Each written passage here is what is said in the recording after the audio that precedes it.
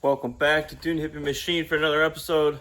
Working on both of these Ford Prerunners back here, the F100 and the F150, and continuing steering stuff. Got a few steering components that showed up that we were waiting on for this, and I've already went ahead and made a pitman arm since the last episode that I put out on my YouTube here.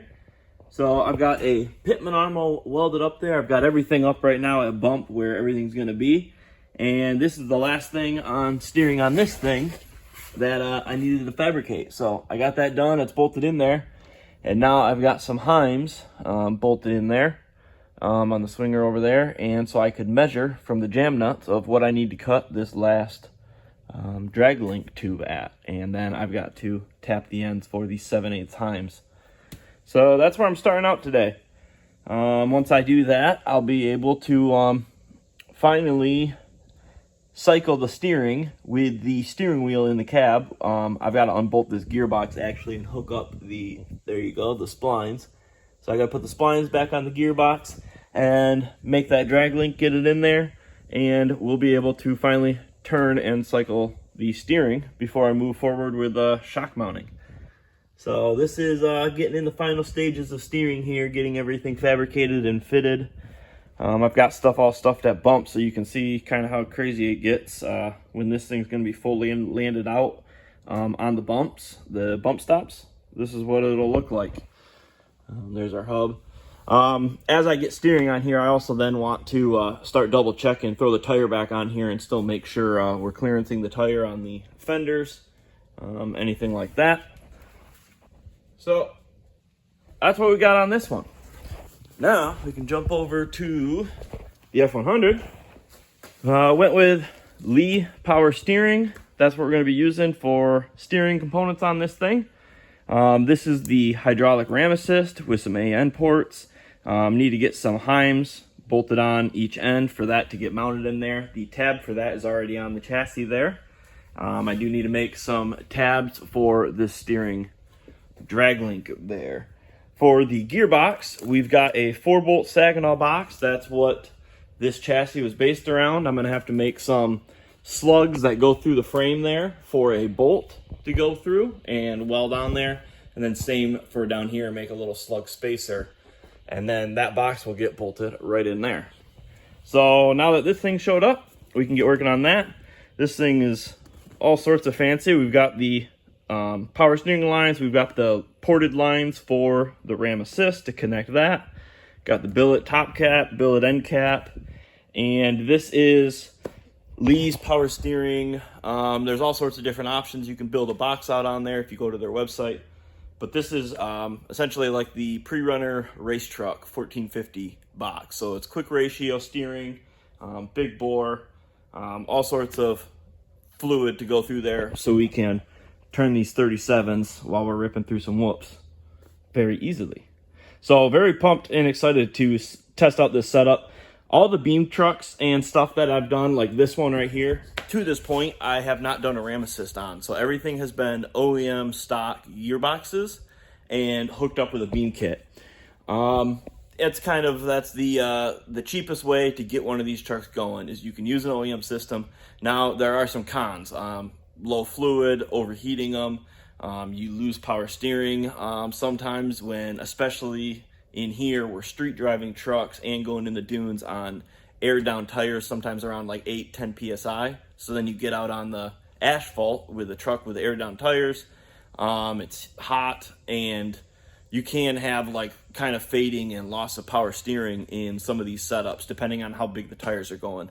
Once you get kind of that 35 to 37 inch, maybe 37 inch and above, you really definitely need to be doing the ram assist setup and probably looking at an aftermarket gearbox to not have those issues. So this truck over here is going to be on 35s. So it's kind of at that limit. Same with my C10. I'm on 35s.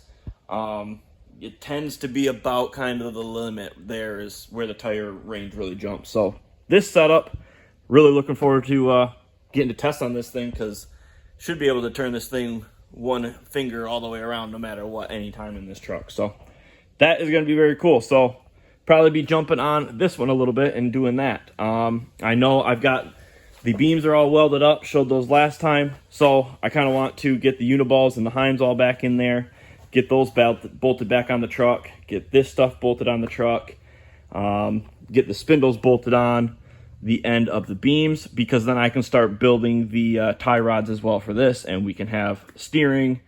Not all the way to the cab because there is no steering in the cab, but at least to a gearbox, and we could have steering. So I had a malfunction with my GoPro, so I lost the footage of me making some stuff, but it's done and in there now. So we'll just show you. I got the last drag link made in there, hooked up to the pitman arm, and that.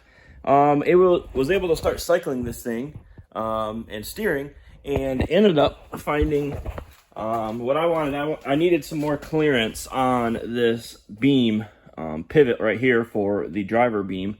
So I ended up cutting the tacks, and I've moved it a little bit. Just getting ready. I need to hook up an argon bottle to that welder, and then I can tack this thing in its new position. So when this knuckle steers here, this tie rod here needs to have clearance swinging past that bolt head. And it was all the way steering left or right. It was dragging across there. So that's why this stuff is not fully welded in yet, because until all of this stuff is up and under here, you never really actually know where stuff is going to be an issue, if anything's going to hit ever. So cut some tacks off, made some marks, and moved that back. I got to now re-tack that in position, and then I'll re-double check all those measurements, and we should be good on that.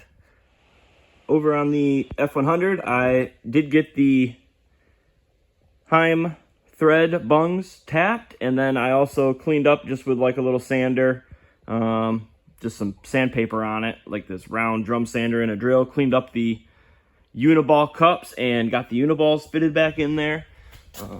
Got the C-clips in them as well. And then, yeah, Heims are in there. I ordered the correct misalignments for the knuckles that are going to go on that. So I'm waiting for those to show up. But I got those in there.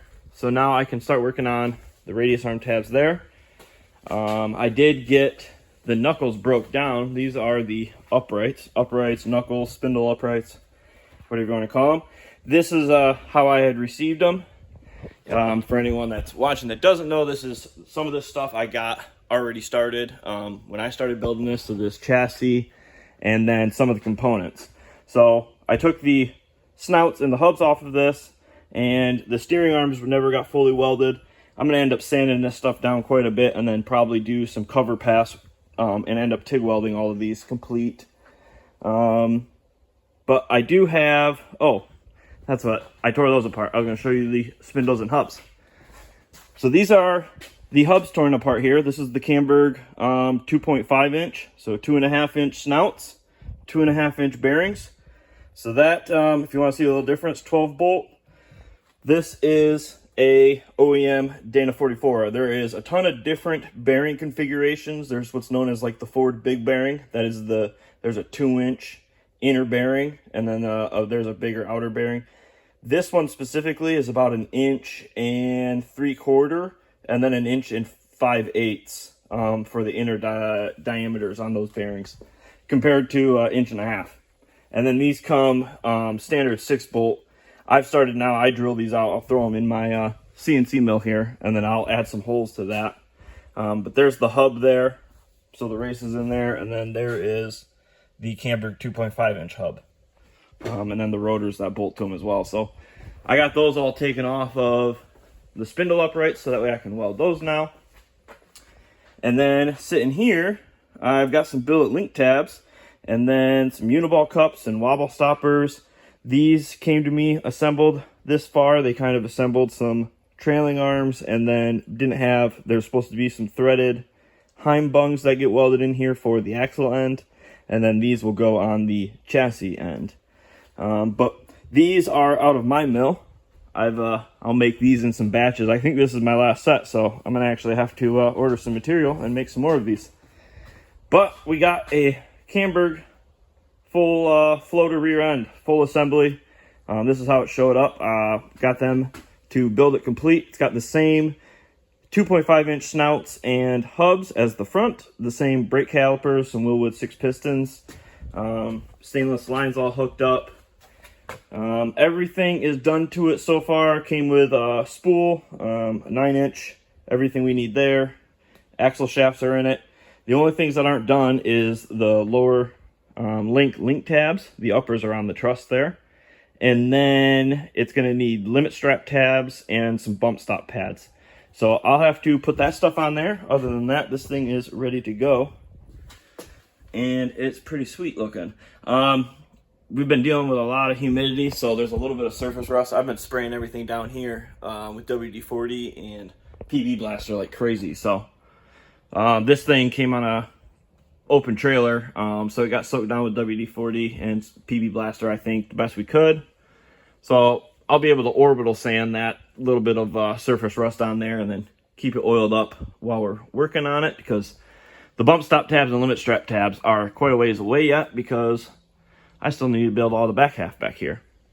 But that'll be cool. Get to use a set of my 3.5-inch billet link tabs on there for the lower link mounts. We'll get those all fitted up and put on there. So I only have 2 shocks so far for this thing that have shown up, but that's just because they had these in their warehouse here in Michigan, and the rest of them are going to be coming from California.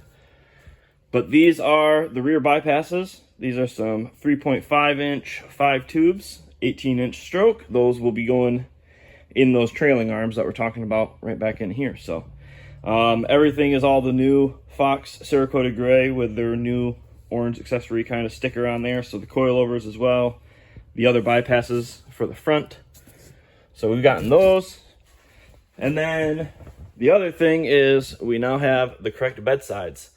So in an earlier video, we had some AutoFab bed sides that came with this build when I first was setting it up. And when I started doing the measuring for ordering this axle, found out that those AutoFab bed sides did not have enough bulge for the tire, and with the chassis, we needed to build, a certain width axle. You can see there's our gap right there. So the link tabs are going to go about right in there. But now these new bed sides, these came from Fiberworks. And that tire is going to be able to bump all the way up in there. Yeah, that looks sweet. So got that all in there now. All kind of mocked up. Looking a little better. I still don't have the cab in the exact spot it's going to be. That's kind of back to this. This is why I'm working on trying to get the beams finished and getting those radius arm tabs now. So that way I can set the front tires in this chassis. And then that's going to predict where everything goes after that, setting where the fenders are going to go up in there and line up, and then it will domino affect everything back. So I do actually think all this stuff is going to end up shifting back a little bit, but just kind of mocked it up the best I could, kind of get a look-see at it. Motor's sitting there. As soon as I get the beams in, that's kind of something I want to get started on, as well as getting the motor thrown up in there and start doing the motor mounts. So that way we can also start doing the engine cage and getting ready for, when shocks get here, start building the chassis on this thing. All sorts of fun stuff to do. That's just, with having this axle showing up, and then, some shocks showing up, getting pretty cool for, this F100 build here. All the different pieces that come together to build one of these. So I think that is all the updating for now.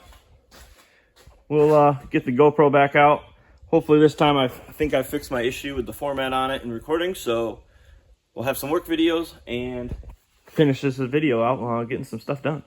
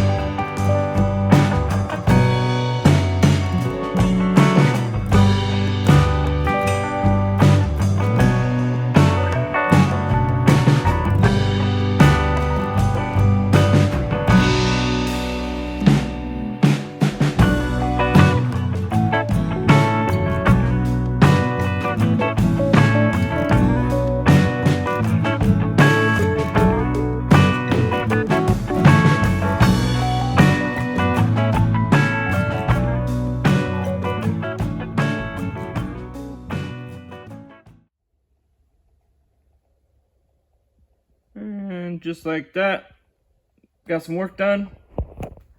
Quick a little some GoPro snippets and kind of go back over what we got here. I did get the coilover lower mount tabs, got those tacked on each side. Kind of even messed around a little bit with mocking up the coilover in there, took the springs off and got that kind of sitting in there. That's going to be the next video, getting shocks more fitted on this. I'm going to be taking this stuff all back out of here and need to cut a hole in a firewall, get the tube bender out, bend some tube, add some tubing up here to this engine cage and start working on the uppers as well. So that's going to be coming up now in the next video on this truck. Now that steering is all taken care of, you can see this tire here. I was able to, in that video I was cycling, it's kind of what I was doing some final adjustments on this thing, getting everything tweaked exactly right where it needs to be. I ended up shortening the beam up at the heim a little bit. I always like to weld the heims like about 5 turns out from all the way out, and then from there that gives me a little bit of room. And on this one, with the fiberglass fenders turning full lock to lock, needed a little more clearance right back on here on this fender, so pulled all those turns out of the beams, and that shortened up the track width a little bit, and now is giving us the clearance we need on the fenders. And same with the front. So now when we turn that wheel, we got clearance on everything. You can see up in there. So that's what I was doing with all the cycling stuff. And now on this thing, as far as steering goes, all that is done. So everything is clearanced. Pitman arm clearances everything. It's really close. You could slide a piece of paper in there, and actually I'll end up using, that's just a regular standard 3/4 nut, but I like to put they're like half the height, and they're like a jam nut style with like the top, like a crush style nut where the top is pinched a little bit, like it's ovaled. I put those on there, so that'll gain a little bit more clearance too. So it does get very close at bump. This one's sitting about what ride height will be.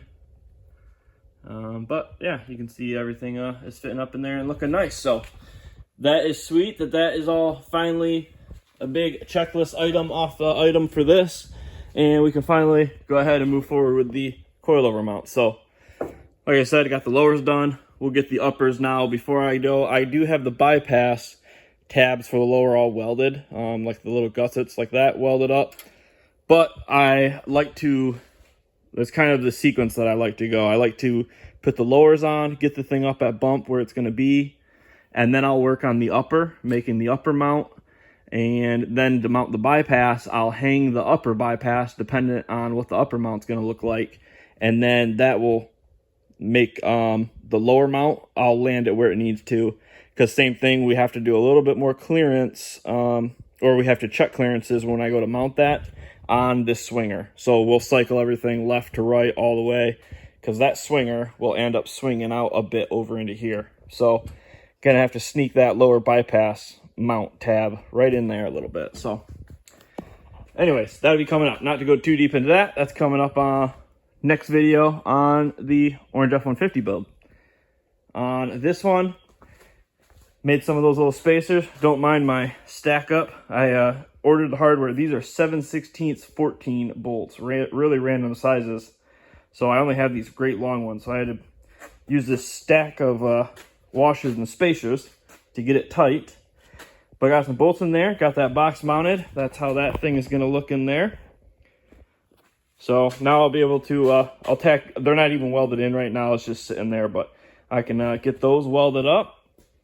And I did receive the heims for the ram assist. So that's what that's going to look like. I will need to machine down these spacers to fit in that tabbing, or I'll have to break those tacks and widen it. And then I also need to make the tabs then for that steering drag link. But that's where that'll go. That'll end up in there. And then, yeah, those lines will end up right there. So we'll end up making some lines eventually. So that is kind of the steering update. I was working on knuckles. welding up the knuckles for that. I still have some finish welding to do on those, so I'll probably get those welded up. Be working on the getting the knuckles on here and the spindles in the next video. We'll kind of be wrapping up the steering on that. I'm gonna need to make a pitman arm for this one. I just made the pitman arm on that, which I guess I didn't really film anything and put anything in my video, so if I remember, try to go a little more in depth in this one. I'll have to make a pitman arm for that one, and then once I get the knuckles and everything on there, we can make all the tie rods that will go to the tires and get this one steering as well. So very cool, yeah, for me to check steering on that, be cycling, moving on to shocks, trying to get all these shocks up on that truck and see if we can get that one steering in the next video. So thanks for watching my videos. Always appreciate you. We'll catch you on the next one. Peace.